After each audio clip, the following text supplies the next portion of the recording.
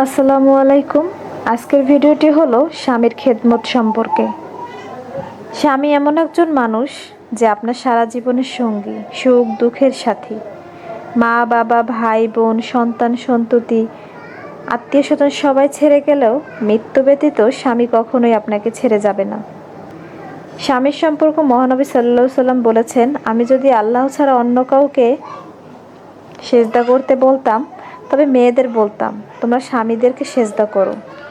স্বামী যখন আপনার দিকে তাকিয়ে শান্তি পায়, এদিকে খেয়াল রাখতে হবে। স্বামী বাহির থেকে আসলে তাকে ঘরের এটা নাই সেটা নাই এসব বলা যাবে না, অর্থাৎ পরে আস্তে ধীরে স্বামীর মন বুঝে বলতে হবে। অনেক স্ত্রী আছে যারা তাদের স্বামীকে অনেক আঘাতে কথা বলে এবং কথায় কথায় খোঁটা দেয়। নাউজুবিল্লাহ। না বোন, এটা কখনোই করা যাবে না। নবী করিম সাল্লাল্লাহু আলাইহি সাল্লাম বলেছেন, হে আমার উম্মতরা, আমি জাহান্নামে অধিকাংশ মেয়ে লোক দেখেছি। সাহাবীগণ বলেন, হুজুর, ইহার কারণ কি? তখন নবী করিম সাল্লাল্লাহু আলাইহি সাল্লাম বলেন, মেয়েরা তাদের আপন স্বামীর না শুকরিয়া খুব কম করে। কোনো কারণে স্বামীর সাথে যদি আপনার মনোমালিন্য হয় তবে রাগ করে দূরে থাকবেন না। নবী করিম সাল্লাল্লাহু আলাইহি সাল্লাম বলেছেন, যদি কোনো স্ত্রী লোক স্বামীর অসন্তুষ্টিতে এক রাত্রি তার সঙ্গ ছাড়া থাকে, তবে ওই রাত্রে ফজর হওয়া পর্যন্ত ৭০,০০০ ফেরেশতা সেই স্ত্রীর উপর লানত করতে থাকবে। নফল ইবাদতের চেয়ে স্বামীর খেদমত বেশি নেকি পাওয়া যাবে। স্বামীর খেদমত কিভাবে করা যায় আমি এখানে কয়েকটি পয়েন্ট উল্লেখ করলাম। নাম্বার ১, স্বামী বাহির থেকে আসলে ঘরে ঢোকার সময় তাকে মুচকি হাসি দিয়ে সালাম দিবেন।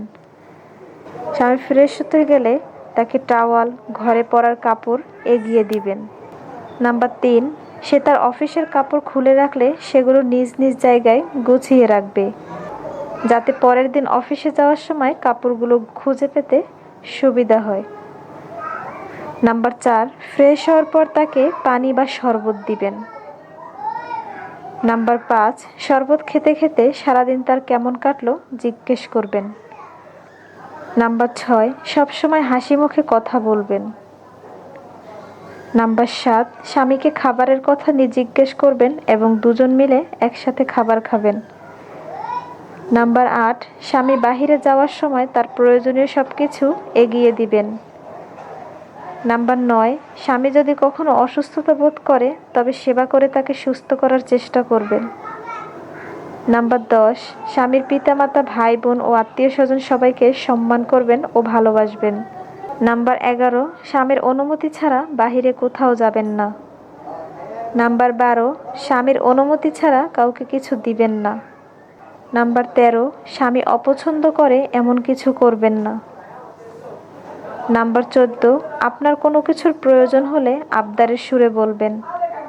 নাম্বার ১৫, প্রয়োজনের তুলনায় বেশি কিছু চাইবেন না, অতিরিক্ত ব্যয় ভালো না। নাম্বার ১৬, স্বামীকে কোনো কিছুর জন্য খোঁটা দিবেন না।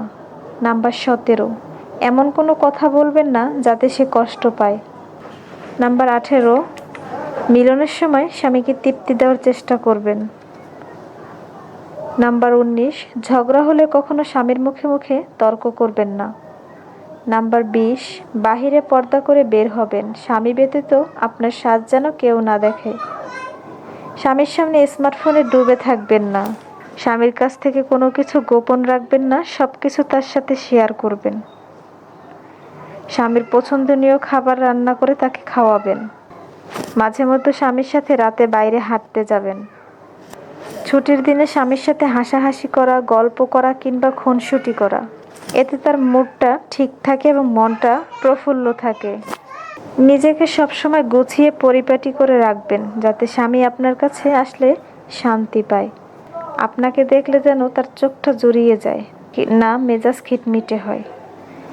আপনি তাকে সবসময় এমনটা ফিল করাবেন যে সে আপনার কাছে অনেক স্পেশাল। হে আল্লাহ, আপনি পৃথিবীর সকল স্বামী স্ত্রীকে ভালো রাখুন। আমিন।